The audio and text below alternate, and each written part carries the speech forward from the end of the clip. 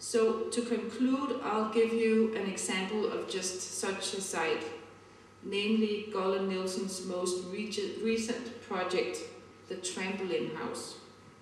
The Trampoline House is a permanent, self-organized, non-profit, user-driven culture house where asylum seekers, refugees and Danish citizens can meet, share experiences and learn from one another. Located in the center of Copenhagen, the house was established in October 2010 in reaction to Denmark's unjust and inhuman refugee and asylum policies. The Trampoline House offers a series of services and activities that have two aims: to break the isolation that most asylum seekers and refugees find themselves in, and to provide them with the agency and tools needed for them to better their social and legal situation in Denmark. And two, to inform the Danish public about the conditions of refugees and asylum seekers in Denmark in an attempt to motivate the public to work to make the refugee and asylum policies more just and human. Approximately 3,200 asylum seekers are currently living in Denmark, not very much, in out-of-the-way asylum centers run and administered by the Danish Red Cross. The number of refugees living underground is estimated to be 10,000 at the moment. A lot of them are rejected asylum seekers who go underground out of fear of being sent back to the country they fled. The Danish public is told little about the conditions under which these groups of people live and rarely get to hear their points of view. Although it takes approximately 10 months for an asylum application to be processed in Denmark, and we're talking about the miracle of social welfare country, most asylum seekers spend an average of 3 years and 2 months in the Danish asylum system, and many spend more than 6 years in the centers. The long waits occur when asylum seekers file an appeal or when they can't be deported because their country of origin won't recognize them as citizens. During those waits, the adult asylum seekers are not allowed to work or educate themselves and live in a limbo of uncertainty, isolation, and alienation, with little possibility to build relations to Danish society. The Trampoline House hopes to make the everyday life of asylum seekers and refugees a little better by offering a space where they can engage in activities together with Danish citizens on equal terms. The house aims to create meaningful meetings based on mutual respect, learning, knowledge exchange, and network building. The house is open 6 days a week, Tuesdays to Sundays, and offers social and legal counseling, lectures and debates, medical and dental services, film screenings and concerts, Danish classes and IT courses, workshops and art exhibitions, free haircuts and makeup courses, children's and youth programs, magazine production and excursions, and guided tours to the different Danish asylum centers. All services and activities are free and draws on the skills, knowledges and competences present among the users of the house and volunteering professionals. All asylum seekers and refugees living within Greater Copenhagen get their public transportation expenses to and from the house covered when visiting us. And people can become users of the house simply by showing up.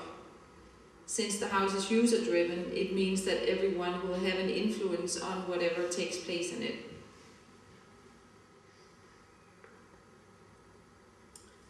The idea to establish the Trampoline House was born during a series of workshops titled the Asylum Dialogue Tank.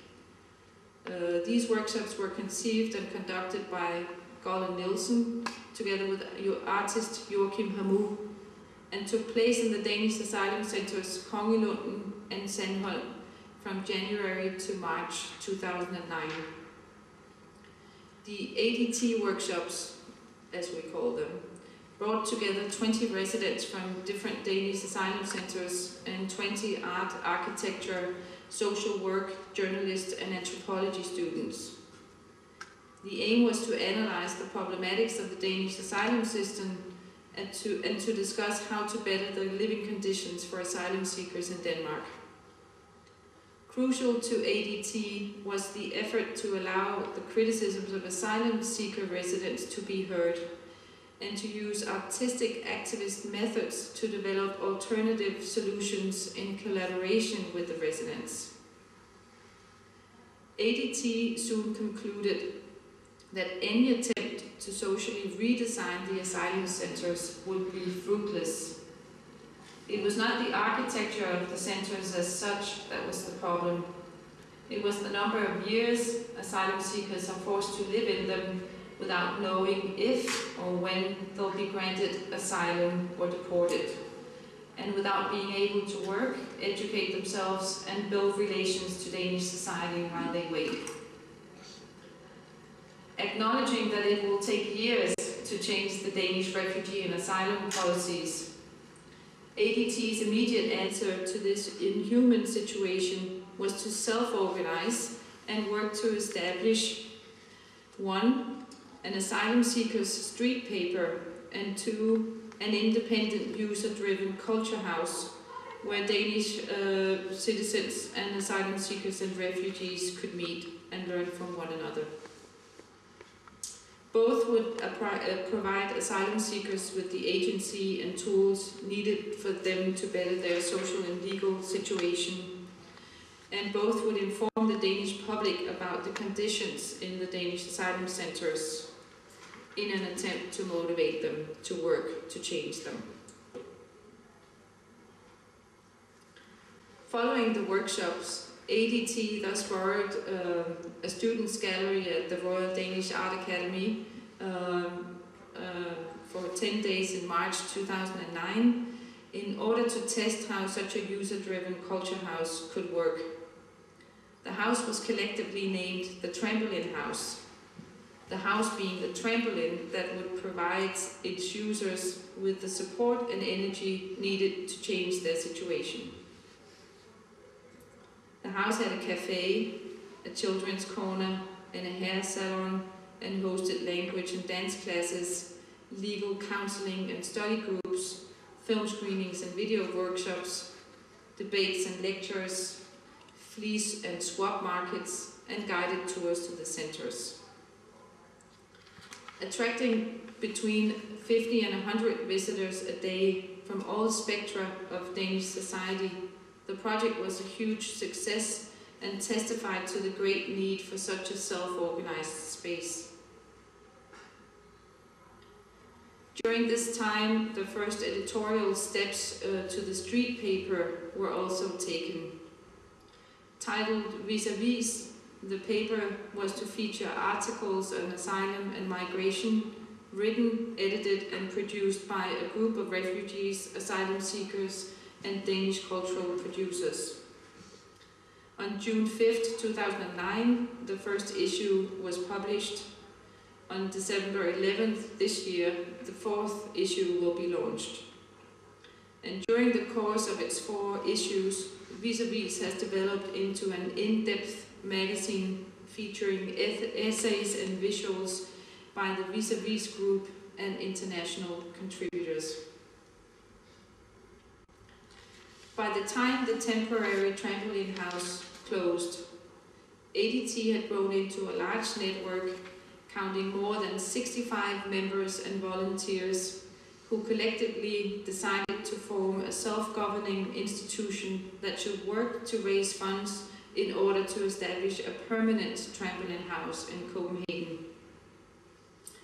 Thanks to the hard work of more than 50 volunteering asylum seekers and refugees with various professional backgrounds from all over the world, and more than 50 Danish artists, activists, lawyers, social workers, writers and theorists, in October 2010 we finally received a generous grant from the Oak Foundation enabling ADT to rent a permanent space in Skyttegade in Copenhagen.